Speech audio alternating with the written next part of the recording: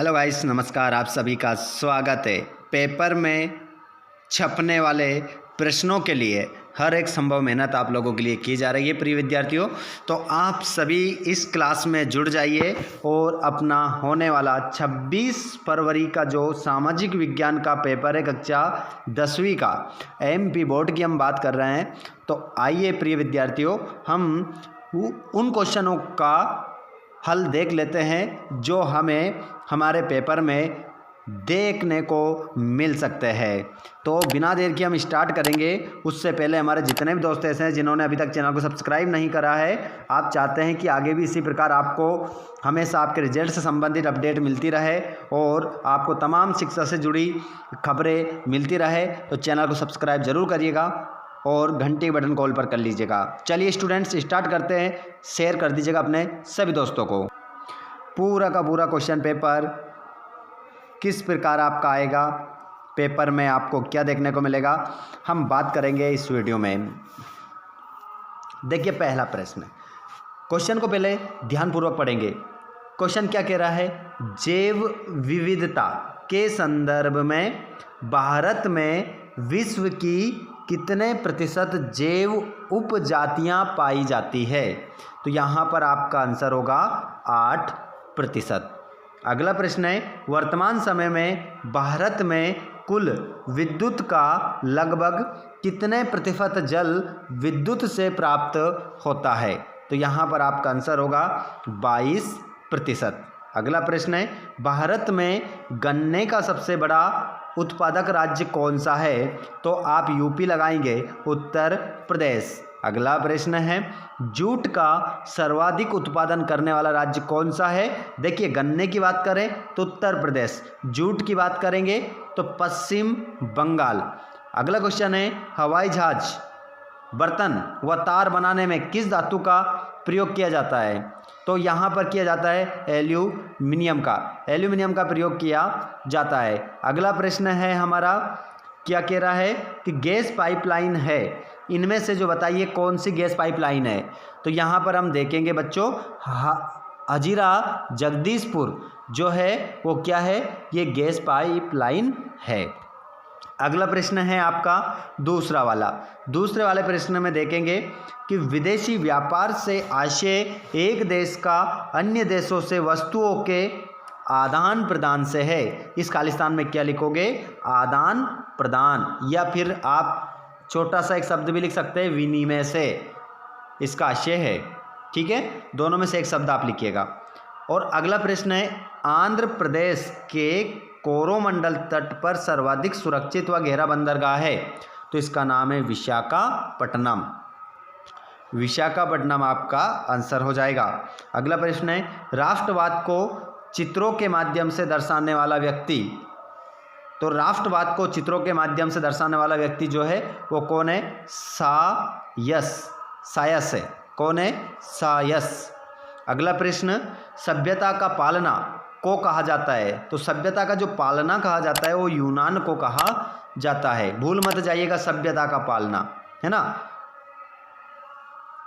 अगला प्रश्न है, गांधी जी ने साबरमती आश्रम की स्थापना कब की थी? तो 1916 में।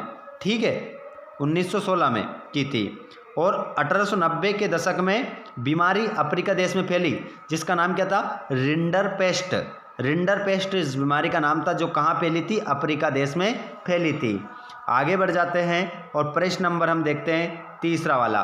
ठीक है, लास्ट पेपर है, धमाका आप लोगों को ही करना पड़ेगा। ठीक है स्टूडेंट्स, आप लोगों को हम बता सकते हैं लेकिन आपको लिखकर आना पड़ेगा और आंसर आपको सही लिखना पड़ेगा।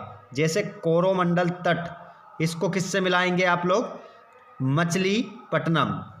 दूसरा है गांधी इरविन समझौता, 1931 में हुआ था। और भाई भोसले, इसको मिलाओगे आप ट्रेड यूनियन कार्यकर्ता। और संघ सूची को मिलाओगे आप विदेशी मामले। और महिला साक्षरता 2001, इसको आप मिलाओगे 54%। और लोकतंत्र उत्तरदायी होता है किसका? जिम्मेदार और वैध शासन का। आगे हम बढ़ेंगे। बिल्कुल, जितने भी दोस्त हमारे जुड़ते जा रहे हैं, आप सभी को अपने दोस्तों तक इस वीडियो को शेयर करना है और चैनल को सब्सक्राइब करके रखना है ताकि शिक्षा से जुड़ी हर एक अपडेट आप तक पहुंच सके। तो किस स्थान पर महात्मा गांधी द्वारा आयोजित नमक मार्च समाप्त हुआ? तो इसका नाम था दांडी।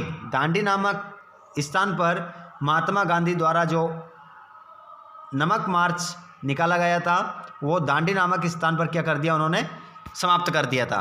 अगला है बेल्जियम की भाषा है। तो बेल्जियम जो देश है इसकी जो भाषा है वो डच है।